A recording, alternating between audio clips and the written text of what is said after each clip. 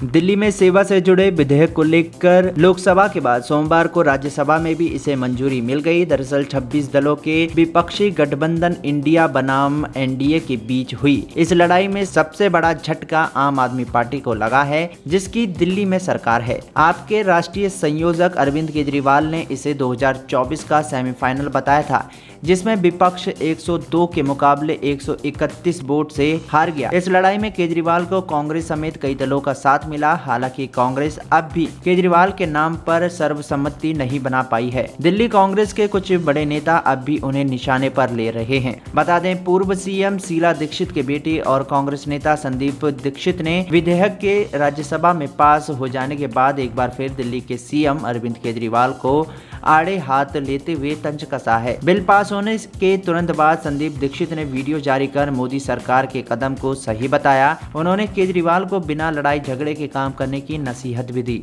उन्होंने कहा कि इसी की वजह से सरकार को ये बिल लाना पड़ा। संदीप ने कहा, दिल्ली में जो बिल राज्यसभा में आया, अभी खबर मिली है कि पास हो गया है। मैं केवल इतना कहना चाहूँगा कि जो संघीय ढांचा सोचा गया था, जिसमें दिल्ली को कभी पूर्ण राज्य का दर्जा न देने की बात कही गई थी, जिसमें भारत सरकार और दिल्ली सरकार को मिलकर कई आयामों में साथ करने की बात कही गई थी। इस बंटवारे में सेवा और आला अधिकारियों पर जितना दिल्ली सरकार का कंट्रोल रहना चाहिए था, उतना भारत सरकार का भी होना था। यह सिस्टम दिल्ली में कई सालों से ठीक से चल रहा था। बता दें, संदीप दीक्षित ने कहा कि केजरीवाल ने जिस तरह से केंद्र सरकार के साथ टकराव किया, उसकी वजह ये बिल लाना पड़ा। उन्होंने कहा, दुर्भाग्य से जब केजरीवाल आए, उनने केवल राजनीति देखकर जिस गैर संवैधानिक व्यवहार से दिल्ली को चलाने की कोशिश की, भारत सरकार से बार बार झगड़ा करके राजनीतिक फायदा उठाने की कोशिश की। इसी कारण ये बिल भी आया, अन्यथा ऐसी किसी चीज की आवश्यकता नहीं थी। कांग्रेस नेता ने केजरीवाल को भारत सरकार के साथ मिलकर काम करने की नसीहत देते हुए